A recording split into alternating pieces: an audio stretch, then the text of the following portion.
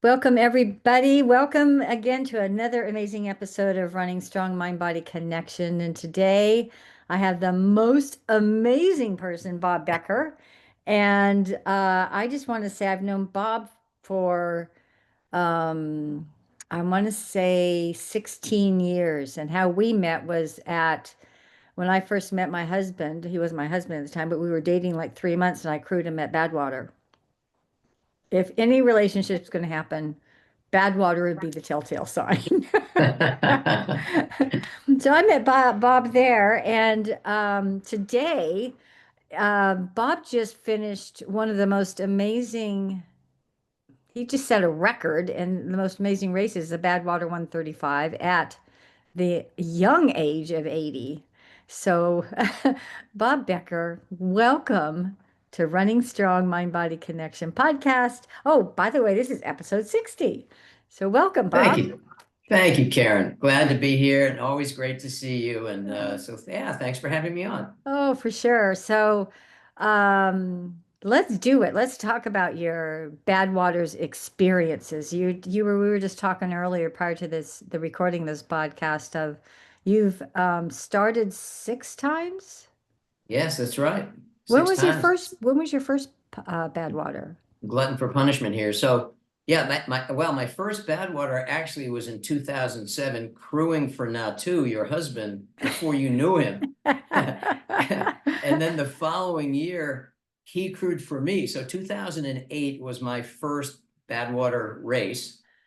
And actually in 2009, I came back to crew for him, and that's where I met And you that's because when I was that's there. what it was, 2009. And you're right, it was 16 years ago. Yeah. So yeah, so I ran it in 2008, 2014, 2015, when I actually did the double, which we can talk about if you want. Holy cow, I didn't Um, know you did that. yeah. So But just yeah, once is not finished. enough. Well, some of us have no sense, but yeah, so finished the race and summited Whitney, turned around and went back to Badwater Basin. So it was 292 miles, and was I think still the oldest person to have done a double. But yeah, it was something to keep me out of trouble that weekend. So yeah. And so I've been out there actually 18 years in a row, every year doing something, either crewing for someone or on the race staff or running it myself. Oh my So, goodness. like the original Badwater groupie or something, I just love the race. I love the family environment out there. I get to see Yeah. old friends like I saw you and your husband a couple of weeks ago. Yeah, it's been great. So I was there in 2010 when Jack Dennis, who's a Brit, set the record for the oldest finisher. He was 75 at the time. And I was there at the finish line with a lot of other people cheering him in. And I thought it was really cool. That's been what, 15 years. And as I got a little older and I started approaching his age, I said, I wonder if maybe there's a shot at being able to break that record. And so it's been on my mind for a few years. A few years. And so, but talk about when you first attempted that. You were older. Yeah, so I was actually I waited till I was 76, so this was 4 years ago, and I applied and was able to get into the race. And unfortunately, I made like a rookie mistake and did not manage my balance of electrolytes and hydration very well at all, and nutrition for that matter. So I started having some cramping as I approached Stovepipe Wells, which is at mile 42. Got a couple of miles beyond Stovepipe, and my calves just started Charlie horsing and just like really painful. And I just couldn't continue. So my crew worked on that. I actually went to excuse me, to the medical area and got some help there, and finally the cramping dissipated. By the time that happened, I didn't have enough time left to make the cutoff at mile 50, which is the first cutoff, and it's a tough one. So I DNF'd. I didn't finish that, and that was again 4 years ago. So I decided to try again the following year, 3 years ago, and I got the nutrition hydration thing under control. Didn't have any cramping issues at all. But when I hit right around mile 100, I was on track. I had plenty of time, but my back went out basically. And I started doing this very severe forward lean where I was almost like an L shape. I mean, I was looking at the ground. I couldn't stand up straight. So for most of the last 30 miles or so, 35 miles, it wasn't so much painful as it was just an inability to have proper posture and to move efficiently. And by the time I started up the Whitney Portal Road, which is that last 13-mile extreme climb, I really struggled. And the last mile, I wound up having actually to do a combination of walking and bear crawling to get to that finish line.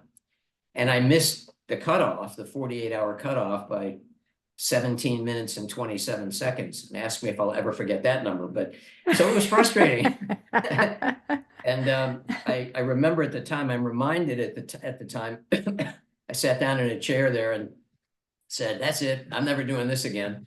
And you know, in the heat of battle, sometimes you say those things. So I really had no particular plan to do it again. But over the last couple of years, I started running it again pretty well. And in November, I ran Marshall and Heather Ulrich's Route 66 Ultra, which, as you certainly know, is 140 miles. And I ran it pretty well. And I thought, you know, maybe there's a shot at trying this one more time after all.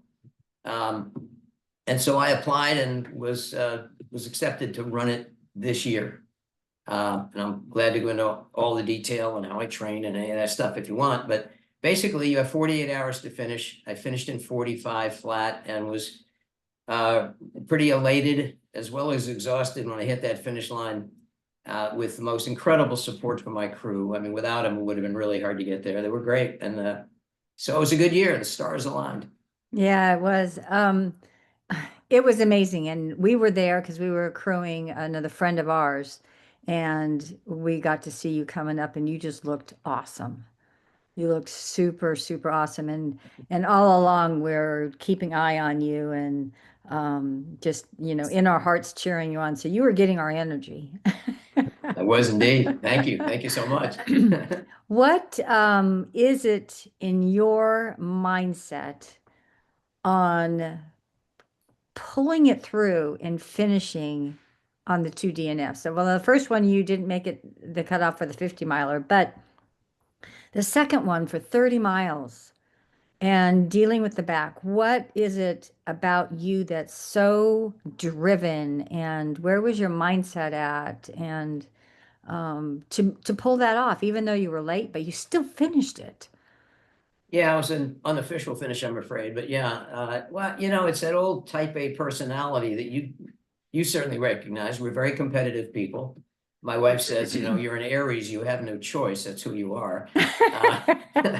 Um, and I don't know, you know, I don't really think of myself in terms of my age per se. I just don't really Yay. feel about it that way. And I think if anybody can do something now within reason, if anybody, and I'll clarify, if anybody can do something, there's no reason I can't do it. I mean, that's just the way I feel about it. Yeah. And when I say within reason, you know, I live in Florida and it's dead flat, right? So it would not make a whole sense for me to apply for hard rock because I live at sea level, not at altitude. It's flat. It's not, you know, it's not steep mountainsides. There are very few trails here, so I can't train on trail. I mean, that would make no sense whatsoever. So that's an extreme example, but it is an example of a race Right. that would make no sense for me. So, you know, I have to pick my races carefully. But fortunately, my secret weapon is my coach of 20 years, Lisa Smith Batchen, who has always had me ready on race day, and who this year was able to also be my crew chief, which was huge. And rounding out my crew was Marshall Ulrich, who's about as legendary as they come, and his wife Heather, who's, you know, the brains of the operation, right? And then my good buddy Will Litwin, who I've run many races with, including Brazil 135 a couple of times and Badwater Salton Sea this in April of this year. So they all know me very, very well, and that's really important. They were able to keep me moving. I had a best case, worst case plan. And the idea was to keep me within those parameters and we'll get there to the finish line. And they did. And when I needed it, it was tough love. You know, there were times out there when I didn't want to eat, for example, but needed calories, or didn't want to take another electrolyte pill, but it was time. And I think I reacted one time. I said, wait a minute, I just had one 5 minutes ago. No, it was a half an hour ago, but you lose all sense of everything out there. So they, the tough love being when it was time to ingest something, I did. And I have full faith that they had my best interest at heart. And if they said, do it, I did it. And basically that's what got me in part to the finish line. It was a huge advantage to have them out there. Yeah, so I don't know, it's driven, I guess, and I've always been competitive, and that was kind of the thing. I think I had the same attitude. Age is only a number. And Yeah. I'm just so thrilled at the number that you're at and finishing that. And I look at the same way as like it doesn't matter. I feel great inside.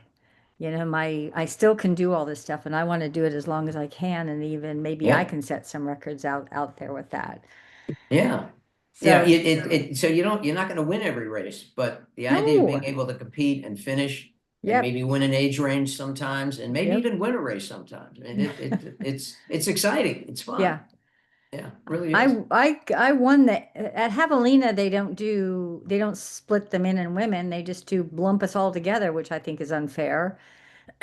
But I won the age group because all the Cool. 70-year-old men dropped out. So, so Perfect. sometimes just hanging in there, you never know where you're going to place.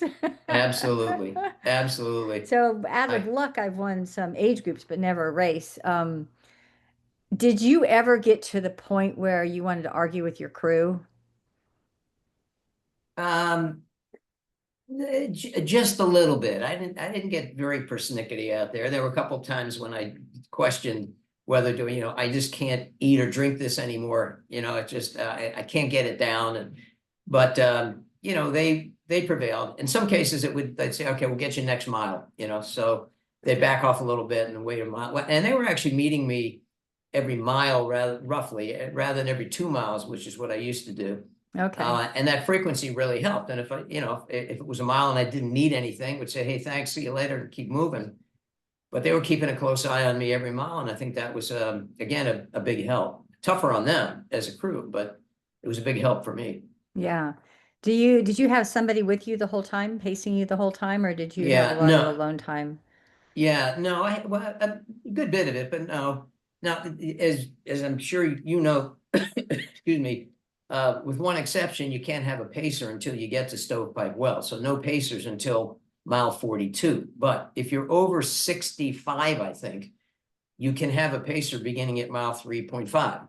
And but I didn't feel compelled any need for that. So I didn't have a pacer until we were well past Furnace Creek, and I don't remember exactly where, but I didn't want to wear them out either. And if I didn't feel like I needed somebody out there with me, then I didn't bother. And there was plenty of time later where, I did want a pacer and had a pacer. So what is your what I don't know if this is the right word, what value did you get from the pacer, but how did that impact how you how you performed?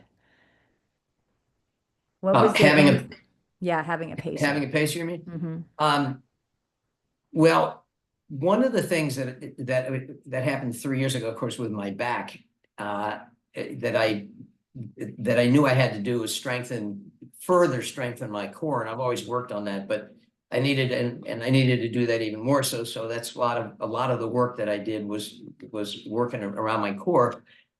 But my back still, my posture isn't the best, and sometimes I still have some aching in my back. So one of the things that the pacer did was remind me when I was starting to slouch to stand up straight and do certain things to Mm. keep me from having a problem with my back. And it did actually bother me going up the Portal Road, but nowhere near like it was 3 years ago. So just having somebody to keep me company, remind me, ask me as we approach the crew, is there anything in particular you want to eat or drink? The usual questions. Because my go-to is pretty simple. but after a while, you can get pretty sick of eating and drinking the same things over and over again, certainly. Yeah. So, yeah, just some runners like to have a lot of conversation with their pacer. I don't. I'm fine if they want to talk and they're tell me a story, tell me a joke. That's great. I mean, I interact, but mostly I'm just quiet. And for some reason, when I train, I listen to audiobooks all the time. But when I'm racing, typically, especially in Badwater, I don't. So I'm just out there kind of in the moment, focusing on the next footfall, hoping I won't, catch a crack in the concrete, twist my ankle Right. and break my neck, all Right. that. So yeah, I mean, I don't know. It's just, it's nice to have somebody there that, has your best interest. It just Yeah. really is. I'm impressed that after crewing the two one time, you were motivated to do it the next year. I had never been motivated to do it for some reason, but until this year. It's like, All right. Interesting. Yeah, but maybe I could. you've done Western States and so many other really hard races. So, Yeah. your resume is pretty stellar. Yeah. Not everybody thinks Badwater is the way to go. That's okay. Right. Yeah. And so share with us your nutrition. What did that look like for you? What did you eat? How did they monitor that? What was your diet like throughout? I mean, Yeah, well, 135 miles and 120 degrees, something's yeah, well, doesn't work. your blood supply is working the extremities to try to keep your body cool. You don't have a whole lot of blood supply to digest food. So for me at least, I mean, some people, including your husband, have iron stomachs and they can eat anything. But I mostly don't eat solid food. I'm mostly looking at fluids and gels. So for me, what my go-to is excuse me, half a bottle of Ensure, which is about 130 calories every hour, and a gel, which is another 100 calories. So that's 230 calories. So basically 200 to 250 calories an hour is all I need and all I can digest. And that's basically all most people can handle efficiently. And that's my basis. Beyond that, it's break it up a little bit with some other things as I start getting tired of it. Some applesauce, for example, at night. There was some ramen noodles and broth. I'd occasionally swig some ginger ale or a Coke, or even some Gatorade. And then eating some chips or something else that would give me a few calories, but also break up the monotony. Yeah, And also give me some savory, not sweet stuff all the time. right. So yeah, I mean it's really a very simple plan that has worked for me for a long time. So that's basically what we did. That's pretty good. So did you sleep at all? Yeah, I was good the first night, no problem. And then the next day was fine. Other than the heat in Panamint Valley, where, by the way, I had to actually put on a pair of long pants because my legs were being burned by that radiant heat coming off Yeah. the road. It was brutal. But the next night, yeah, what we planned was, by the time we got to Father Crowley, past Panamint Springs, almost all the way up that mountain, I'd get a break. So I got an hour. I slept for 50 minutes. I got into the van and slept in the front seat, a little bit of massage, and then I was off again. And then sometime later that night, I got another 20-minute nap. And I'm pretty sure that's all it was. And I was able, with the adrenaline pumping, I was able to keep going. So, that worked. Then, of course, Yeah. you get into the second day and the sun kind of helps you out. So, yeah. When we were at Father Crawley waiting for our runner, who was getting slower and slower, one, he didn't heat train. Wouldn't train. He was the one who had twins 2 years ago. Um, we were sitting there and I see this, your number was 80 on the van. I see the Right. van show up. It's like, oh my gosh, Bob's catching us. How cool. And I really wanted to be there. I really thought that maybe you would pass our runner coming up there. Yeah. But you didn't, but I was able to see your crew, which I know, Marshall and Well, Heather, yeah. and if we get Yeah. hugs and whatnot, and an update on you. But I think you had less sleep than our runner, and our runner was ended up sleeping on the road many, many, many times. He wasn't even coming to the car to sleep. Yeah. Yeah, I laid down a couple times on a towel on the gravel where Lisa would stretch my legs or give me a little massage where I was starting to feel some cramping, minimal, but Yeah. not to let it get any worse. But no, the napping was just I got lucky this time. I mean, sometimes you really get fatigued and you just have to sleep a lot more. Yeah. But yeah, so that was good. I mean, that was helpful. So I only basically killed a hour and a half, whatever it was, and that was it. That's pretty good. That's really, really good. So for the listeners, and some people may not know this, Badwater starts at nighttime on on Monday night. It was July Seventh, I 7th, think. 7th Yeah, or something. So there's three starts. There's one at 8 o'clock, 9 o'clock, and 10 o'clock. So it goes from really good runner to better runner to the best runner. that's So, right. That's right. in that order. So I think since maybe since COVID and the park service and everything, now they start the race at night. When the two did it, we were starting at 9 o'clock in the morning. So this forces now you to go through 2 nights. And Yeah. so usually the Monday. So where did you sleep? Where were you Monday? All day. Were you already in Furnace Creek or did you drive to Furnace Creek that Yeah, day? no, I partly because I've been at the race so many times, I know a lot of people. Yeah, Lisa didn't want me to be in Lone Pine because perfect. she felt too distracted. You need to just put your feet up, rest, relax, and take it easy. So we stayed in Stovepipe at mile Oh, 42 the whole time. okay. And on Sunday we drove to Lone Pine for the pre-race meeting and then back to Stovepipe. So it was only 42 miles to get to the start on Monday. And Yeah. it was Oh, really a good plan. I mean, there were other runners staying at Stovepipe, so I still got to see people and hang out, but it was a good it worked for us. Really worked pretty well. oh, perfect. Yeah, Yeah, sometimes I think even if you go all the way into Furnace Creek, it's a longer drive, but you're there all day Monday before you head out at the night right. and the ability. So, because we're staying Lone Pine and the logistics of that is that we need to leave. I think we left like at 1 or 2 o'clock in the afternoon. So now you're all up all day. Now you're traveling all day and then Yeah. stop in Stovepipe, get dinner, lunch, something to eat, and then go on. But now that was a The good last plan. couple of years we stayed in Lone Pine, that I ran it. We stayed in Lone Pine, but we had a room, excuse me, or two in Furnace Creek. So we would get up on Monday morning, the morning of the race, drive to Furnace Creek and hang out there a good bit of the day with our feet up.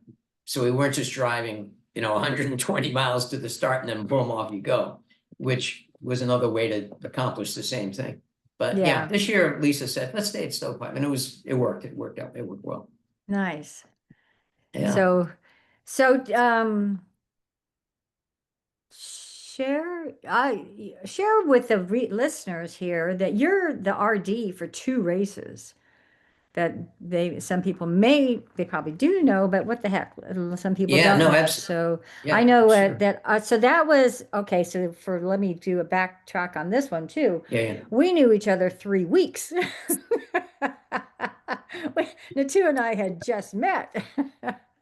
And he was like, would you want to come crew me at Keys 100? I don't know how to crew. I don't know how to do all that stuff. And that's the first time I met you Okay, was it was. Oh, so okay, so I've actually yeah, forgotten that. Right. yeah. Yeah, well, trial by fire. Yeah. So that was 2000. So that was 2009. 2009. Yeah, yeah. Okay.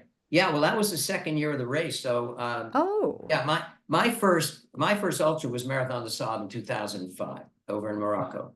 And the bug bit me. I fell in love with the sport, the whole idea of it, the exotic places that I otherwise never would have gone, the middle of the Sahara Desert in Morocco. I mean, really. And yeah. but mainly the camaraderie, that sense of family and of mutual support, even though you're very competitive and you want to beat the next guy, you also help him out if he has a problem out there, him or her. Right. It's just the nature of the sport. And so I got home and anyway, looked around. There were very few ultras in Florida and none in South Florida at all. And so some friends and I said, why don't we, maybe the Keys would be a place to try an ultra. So we went down to Key Largo and we got up the next morning and ran to Key West. And it was actually 104 miles and we all thought, yeah, you're running across 42 islands, and you've got the Gulf of Mexico / Florida Bay on one side and the Atlantic Ocean on the other side, and the water's turquoise, and it's beautiful, and Key West is so much fun. It's just a funky town to end in. So we thought, yeah, this might make sense. So this was 2007.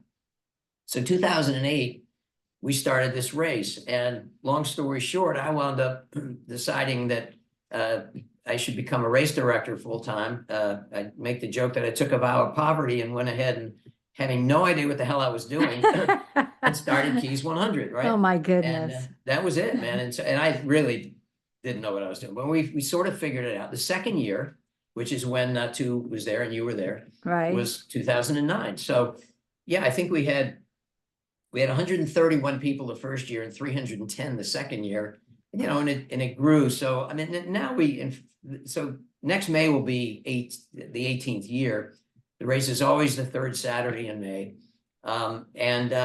it's a tough 100-miler or 50-miler or 50K, and we also have by the way, 100-mile or 50-mile team relay. So it introduces a lot of people to the sport. They see what's going on. But anyway, it's hard because it's not just the distance, it's the heat. And the heat is a real factor, as it is at Badwater, just a different kind of heat, but definitely a factor. So it's a tough race than it looks like on paper. But it's grown, and we've had, like last year, we had this past May, we had 915 runners. We generally have between like 850 and 1,000 people at the race. Holy cow. And yeah, it's great. I mean, it's really a lot of fun. So yeah, I've created and produced and directed a number of other races. We had a trail race right in the Everglades. It was very cool for 9 years until COVID. And then a change of management there said, nah, I don't think we want any outside events anymore after COVID. So that was the end of that. Excuse me. The only race I've ever directed that I didn't actually create was my other race, which is Daytona 100. It was started 11 years ago by Dave Krupski, and I took it over 3 or 4 years ago. And it is also a 100-mile point-to-point ocean road race. Both races, you're not running on the sand or anything. You're running on pavement. Bike paths, mostly sidewalks, some on the shoulder of the road. And Daytona runs from Jacksonville Beach south to just below Daytona Beach, a little town at the end of the peninsula called Ponce Inlet, where there's a very historic lighthouse, beautiful lighthouse. And right at the foot of the lighthouse is this cool little park, and that's where the finish line is. Oh, wow. And right across the street, actually, also on the water, is a rum bar and grill where we have our awards program right after the race. So it just lays out very, very nicely. And it's a lot more laid back than Keys. And it's the second Saturday in December. So the weather is great. You don't have the heat factor that you have in May in the Keys. So both of them are along the coast, slightly different. Keys, you're running islands in the heat, and not so. You're just running the road basically in Daytona. But again, it's a lot of beautiful ocean views, and it's fun. I really like it because as a race director, it's a lot easier. Again, it's more laid back, and so less stress in many ways. But it's a great place for a first ultra or to set a personal best because it's flat and fast. Well, sounds intriguing. Maybe we'll come do it. I can talk to doing 100. We could do another 100 together. Love to have you. Love to have you. Well, you'll know a lot of people there, so. How exciting. Bob, you're just amazing. You're just amazing. Do you have anything on the calendar for next year? Yeah, right now I don't. You run a lot of races, and I know you plan ahead a lot. Yeah. And sometimes I do, but a lot of times I'll do a race because somebody's suggesting to me something they're doing, or they heard about such and such a race, and it sounds cool. It just sounds like it would be a great thing. So that's frequently how I choose to do a race. In fact, we were talking before this, and you mentioned the race down in Flagstaff. It sounded pretty intriguing. So who knows for next year? But right now, no, I don't have anything. Yeah. I mean, this year I ran actually once the Route 66 race was done in November. and I made application and got into Badwater. Then I decided, okay, I want to not just train traditionally, but I want to run some races. So I signed up for a bunch of them. So I did Chris Kosman, the race director for Badwater, has a virtual 267-mile thing in January. So Oh, I that's signed right. up. Yeah, I Yeah. signed up for that. So I did that here in the neighborhood, and that was a motivation to put some miles in. February was a 50-miler in Central Florida. March was his Badwater Cape Fear race in North Carolina, which is a beautiful and interesting race. It's 10 miles on the road and 40 miles on the sand. And I've done that every year, and I love the race, so that was cool. And then in April, his Badwater Salton Sea race in California. That's a team race, and I went out there with a couple of friends, and including Will Litwin, who was on my crew this year. So I did a bunch of races, which was helpful also in training and kind of get my legs working. And yeah, so it all came together, and it was. I got to tell you one thing that was really bizarre, and that is you at Badwater, you start, as you know, on a wooden platform at the Badwater sign, and then you go up a concrete ramp to a sidewalk, hop down a curve onto the road, and away you go. So we're there at the start, and the gun goes off, and I hit my watch, and my watch doesn't work. It doesn't start. I'm thinking, oh damn! So I'm running up this ramp, and all the crews are around cheering everybody on right at the start.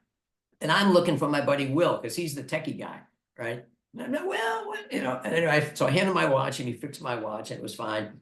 So when I got it from him a couple of miles later, I had a watch working, but I didn't have my time starting right from the beginning, and I had to keep Right. figuring out where I was, and it was strange. And then 3 miles in, I wound up with some cramping in my left calf.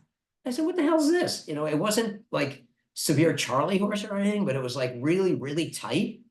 And that continued for almost the entire race, right from the 3 mile point. So, you never know what's going to happen out there, and what challenges your body's going to throw at you. And that was a reminder that, hey, you think you're in control, but you're not. So, but yeah, it all worked out. It all worked out. Yeah, that's one thing I think we learn as runners is that we have all these races we do, but we have all the training we do, but when the real stuff happens is when we're in the A race, Yeah, right? yeah. And you just You bet. never know what's going to show up. I mean, you can do all this kind of training and whatnot, and you just never know what's going to show up. So, sorry, I had a question. I should have written it down. Um, how was your recovery afterwards? Yeah, good question. It's actually taken me a little longer this time to. I have no idea whether that has anything to do with age or not, right? It's taken me a I'm little longer, sure but it's not. It does nothing to do with age. couldn't possibly. I'm a couple of weeks in now, and I'm really doing fine. I'm finally getting to sleep. The biggest issue I had at first was I couldn't sleep a whole lot, and as you know, there's been a lot of notoriety about this, Yeah. about this record of becoming the oldest finisher at Badwater. So I've had a lot of interviews, a lot of podcast types, and the traditional press, and which has been fun. It's been great, but it's been like boom, boom, boom, a lot. Plus, I had to get back and get Keys 100 registration open for next year. So there was a lot on my plate and a lot happening, and I just didn't have time to really kind of unlax a little. So it's taking a little longer, but I'm Yeah. doing fine. I've been out walking a little bit. I'm not running yet, but it'll come. Yeah. And joints and whatnot, you're great. Yeah, that's not a problem at all. People A always say, little, how's your knees? How's your little this? achy, but I'm Yeah. really lucky. I don't, I don't know if it's genetics or what it is, but no, typically I don't have big, huge problems recovering. And, um, Yeah. you're fatigued. I mean, it's more fatigue than anything else. And, you beat the hell out of yourself for Yeah. 45 hours. It's going to take you a while to recover, but nothing severe, fortunately. I'm lucky. But you're spending a lot of energy being the star. And people Well, want to talk to the star.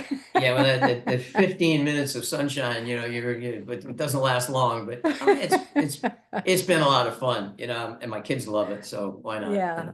Super proud of you, Bob. I'm going to Thanks, post Karen. the links to both of your races on the show notes. Thank you. And is there, You're going to challenge me because now I got to be 81 when I finish something. But I'll look at the women's side, but I want to be the oldest somewhere out there. Hey, you Um, will. The way you keep going, you will for sure. yeah, and so because I've done the back-to-back hundreds, and that was in my mid 60s, and the recovery was great. So, but now I do javelina, and I have 2 weeks before the Route 66. That's fine. That's tight, you know, Yeah, because that's a that's hundred and then 140. It's not just a yeah. couple hundred. So yeah, Yeah, yeah. so it's fine. I know people are saying, "Are you going to come do Rio de Lago again, Karen?" I'm like, "No, because that'd be 100, 100, 140." No, I think it's too much driving back and forth to Arizona and California. So it's the driving that I say no to. There you go. There you go. Otherwise, I bet you'd consider it knowing I you. would But consider it. yeah, I have no What the doubt. heck? Yeah, it's the same Hardcore. mindset, Bob. You have the same mindset. It's like, let's just challenge ourselves, what's intriguing. And yeah, I do plan out my years because I want to figure out. So yeah, I have Cocodona 250 next year, and then I'll do whatever it is to take to get to that point. And, Yeah. what is that going to look like for me? That's going to be pretty exciting.